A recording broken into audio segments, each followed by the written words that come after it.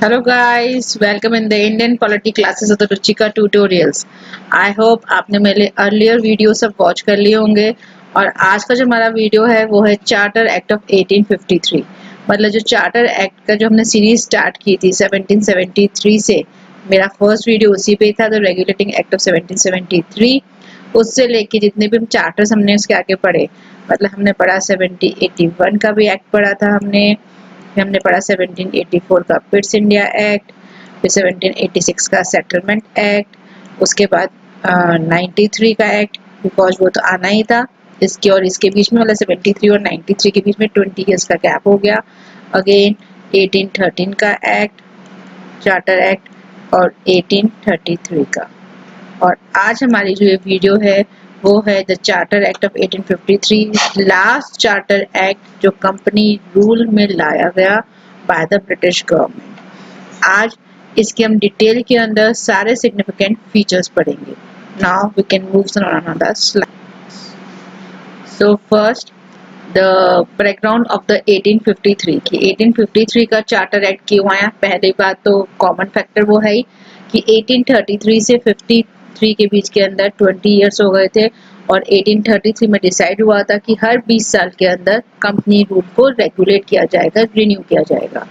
उसके अलावा जो हिस्टोरिकल इवेंट्स हुए वो था राजा राम मोहन राय का इंग्लैंड विजिट, जहाँ जाके उन्होंने बात करी इंडिया की लोगों की वेलफेयर के लिए।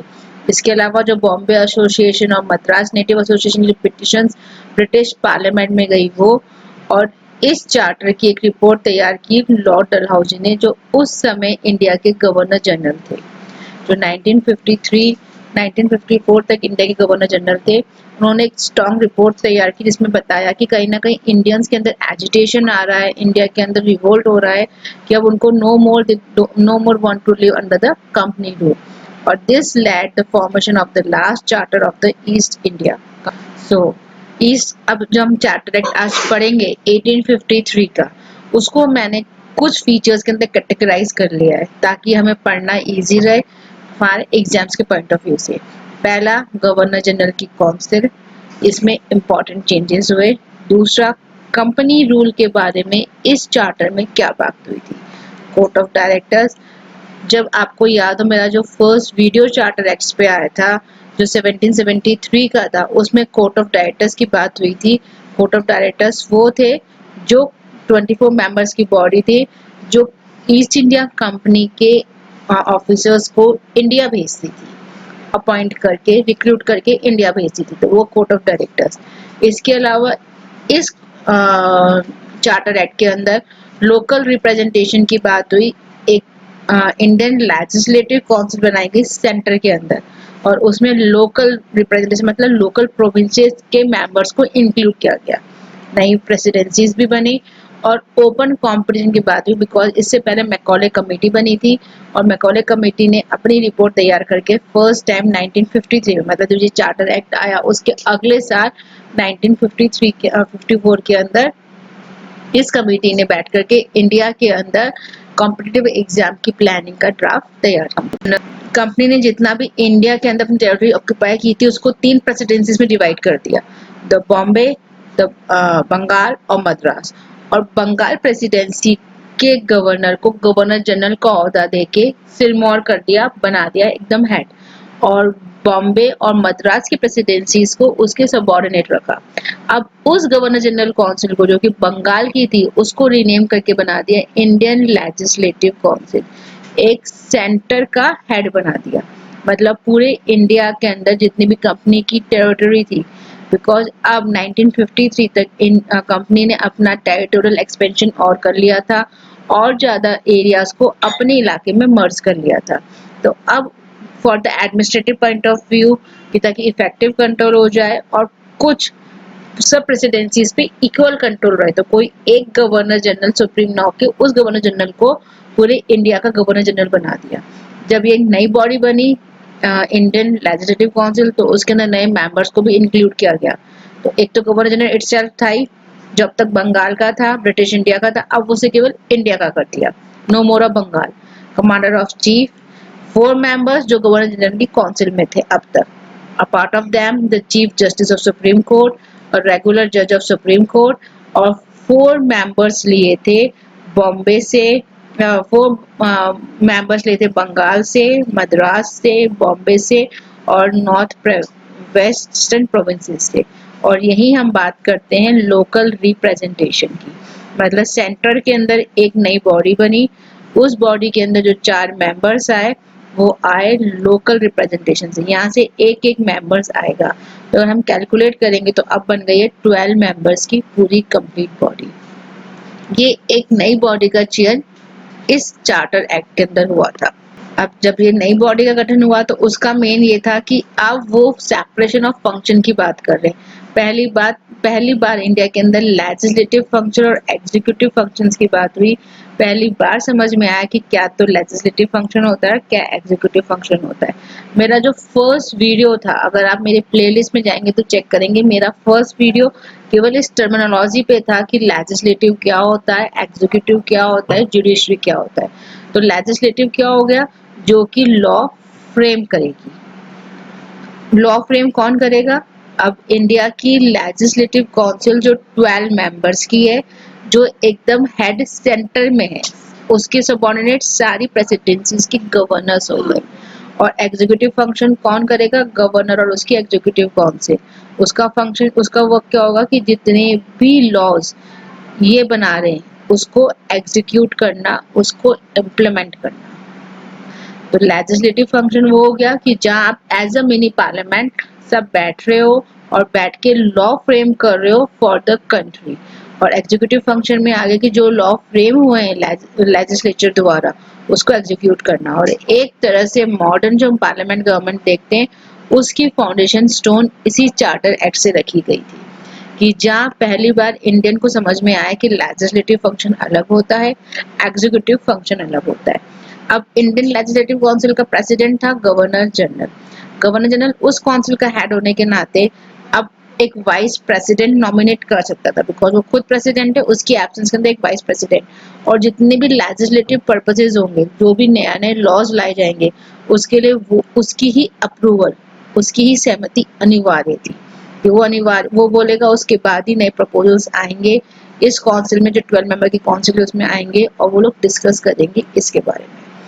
तो कोर्ट ऑफ डायरेक्टर्स, जो कि मैंने अपने फर्स्ट जो मेरा वीडियो था 1773 का रेगुलेटिंग एक्ट, उसमें क्लियर किया था, वो 24 मेंबर्स की एक बॉडी थी जिसका मेन मोटिव, जिसका मेन पर्पस था कि ईस्ट इंडिया कंपनी के एडमिनिस्ट्रेशन के लिए ऑफिसर्स को अपॉइंट करना और इंडिया भेजना। अब उन मेंबर्स को, जो 24 मेंबर की बॉडी थी, उसके अंदर नंबर कम करके उसको 18 मेंबर्स की बॉडी कर दिया। 18 मेंबर्स के साथ ये भी कम कह दिया कि जो 6 मेंबर्स इन 18 में से वो अपॉइंट करेगा तो क्राउन।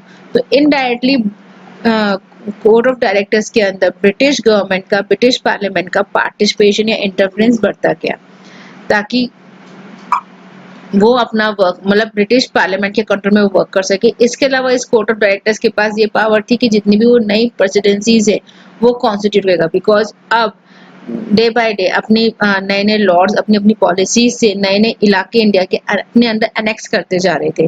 तो अब बहुत मुश्किल था कि हम केवल 3 प्रेसिडेंसी से उस इलाकों को रेगुलेट करें, मतलब बंगाल, बॉम्बे, मद्रास, इन तीनों प्रेसिडेंसी से हम इसको रेगुलेट नहीं कर सकते थे। और रिक्वायरमेंट हो रही थी कि अगर हम सेंट्रल में जाएंगे, सेंट्रल प्रोविंसेस हमें या नॉर्थ वेस्ट प्रोविंसेस के लिए हमें अलग प्रेसिडेंसीज बनानी पड़ेगी। इसलिए एक नई प्रेसिडेंसी बनाई गई, पंजाब एक नई प्रेसिडेंसी बनाई गई। और ऐसा हुआ कि इन प्रेसिडेंसीज के लिए लेफ्टिनेंट गवर्नर भी अब कोर्ट ऑफ डायरेक्टर ही अपॉइंट करेगा।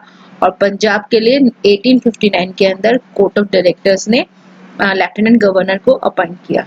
इस एक्ट के द्वारा बोर्ड ऑफ कंट्रोल डायरेक्टर को ये भी राइट मिला कि वो असम, बर्मा और सेंट्रल प्रोविंसेस को, प्रेसिडेंसीज को क्रिएट कर सकता है, ताकि एडमिनिस्ट्रेशन अब इजी हो जाए। अब छोटे छोटे पार्ट्स में स्टेट नुमा जैसे पार्ट्स होते हैं वैसे हो जाएगा, ताकि इंडिया का एडमिनिस्ट्रेशन करना कंपनी के लिए बहुत इजी हो जाएगा।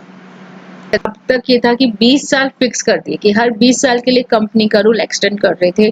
जैसे 1773 के बाद 20 साल आया 1793, उसके 20 साल बाद आया 1813, फिर अगेन 20 ईयर्स हम आगे चलेंगे तो 1833 और अब 1853। तो हर बार 20-20 साल का गैप था।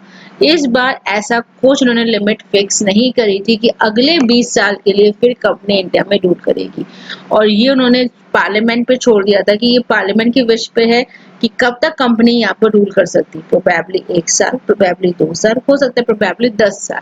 तो ऐसा उन्होंने कोई 20 साल का क्राइटेरिया इस चार्टर एक्ट में कंपनी के लिए फिक्स नहीं किया था। इस चार्टर की एक बात जो थी वो सिविल सर्विसेज थी। तो मैंने अपने जब वीडियो स्टार्ट किया था और जो फीचर्स बताए थे, मैंने बताया था आपको कि मैकॉले कमेटी 1953 के अंदर फॉर्म हुई थी, जिसका वर्क था यहाँ पर कंपटीशन एग्जाम कराना। क्योंकि इससे पहले वाले आर्टिकल में जब हमने चार्टर एक्ट 1833 में किया था, वहां भी हमने ओपन कॉम्पिटिशन्स की बात की थी, और अब एक कमेटी बकायदा गठन हो गया था जो कि एग्जाम्स यहाँ पर इंडिया के अंदर कराएगा। और इसके अंदर ये था कि जो हाई पोस्ट है उस पे अब क्या होगा, अपॉइंटमेंट सिविल सर्विसेज के थ्रू होगा, और अपॉइंटमेंट के लिए क्या होगा, एक ओपन एग्जाम होगा जो मेरिट बेसिस पे होगा, सबके लिए खुला होगा। और इसके अंदर जो एज लिमिट थी वो 18 से 23 फिक्स कर दी थी। ऐसा इसलिए था ताकि इंडियंस कम से कम इस एग्जाम्स का पार्ट बन सके। इसमें एक बात और ये भी थी कि जैसे अब मैंने आपसे कहा कि गवर्नर जनरल जो अब तक बंगाल का सिरमौर था उसको हटा के उसको इंडियन लेजिस्लेटिव काउंसिल का सिरमौर बना दिया। तो अब जो बंगाल का था वो अलग से एक लेफ्टिनेंट या अलग से गवर्नर अपॉइंट किया गया जो बंगाल प्रेसिडेंसी का वर्क कर सके। जैसे बॉम्बे प्रेसिडेंसी का एक गवर्नर था, मद्रास प्रेसिडेंसी का एक गवर्नर था, वैसे ही बंगाल प्रेसिडेंसी का भी एक गवर्नर बनाया गया जो कि बंगाल का मैनेजमेंट करेगा। और जो बंगाल का गवर्नर जनरल था उसको पूरे इंडिया का गवर्नर जनरल की डेजिग्नेशन मिल गई इसके अंदर। कंपनी रूल जो ईस्ट इंडिया कंपनी 600 AD में इंडिया आ गई थी और लगभग मोर देन 200 इयर्स, या हम कह सकते हैं कि मोर देन 250 इयर्स तक इंडिया में थी। अब उसके रूल को कह रहे थे कि नो मोर, कि ज्यादा लंबा वो इंडिया में रूल नहीं कर सकती। तो इस चार्टर के अंदर उसके रूल को कोई एक्सटेंशन नहीं मिली थी, पॉइंट टू रिमेम्बर। दूसरा कि यहाँ पर पार्लियामेंट्री सिस्टम का इनिशिएट हो गया था इंडिया के अंदर। पहली बात ये बता दिया था कि लेजिस्लेटिव काउंसिल जो होगी वो लेजिस्लेचर का वर्क करेगी, एज अ पार्लियामेंट डील करेगी, जो एग्जीक्यूटिव से डिफरेंट होगी।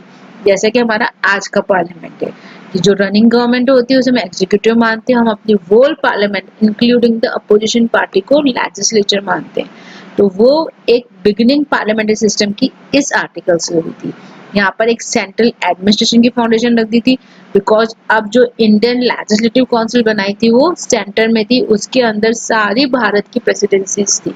जितना भी इलाका कंपनी का था, प्रेसिडेंसी डिवाइडेड था, जो Bombay, Madras, Bengal, Assam, Burma, north west provinces, इन सबको क्या कर दिया, एक उस सेंट्रल एडमिनिस्ट्रेशन के नीचे लिया है। तो एक तरह से सेंट्रल एडमिनिस्ट्रेशन का फाउंडेशन स्टोन रखा गया, जो हमने पढ़ा था 1773 के आर्टिकल में भी हमने बात पढ़ी थी। और जो ये था कि जो गवर्नर जनरल था अब तक बंगाल का था, उसको बंगाल के एडमिनिस्ट्रेशन से रिलीव कर दिया और उसको पूरा इंडिया का गवर्नर जनरल बना दिया, ताकि अब पूरे इंडिया के डेवलपमेंट के लिए, पूरे इंडिया के लिए वो वर्क कर सके।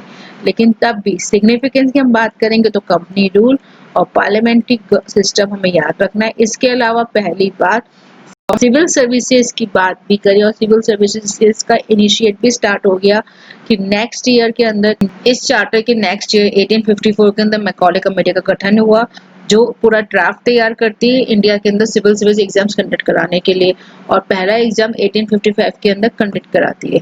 फर्स्ट इंडियन जो इन सिविल सर्विस टैगोर थे, जिन्होंने 1863 के अंदर इस सिविल सर्विस एग्जाम्स को क्लियर कर दिया। कमेंट बॉक्स के अंदर कमेंट डालना और मेरे चैनल को सब्सक्राइब करना, लाइक करना, शेयर करना।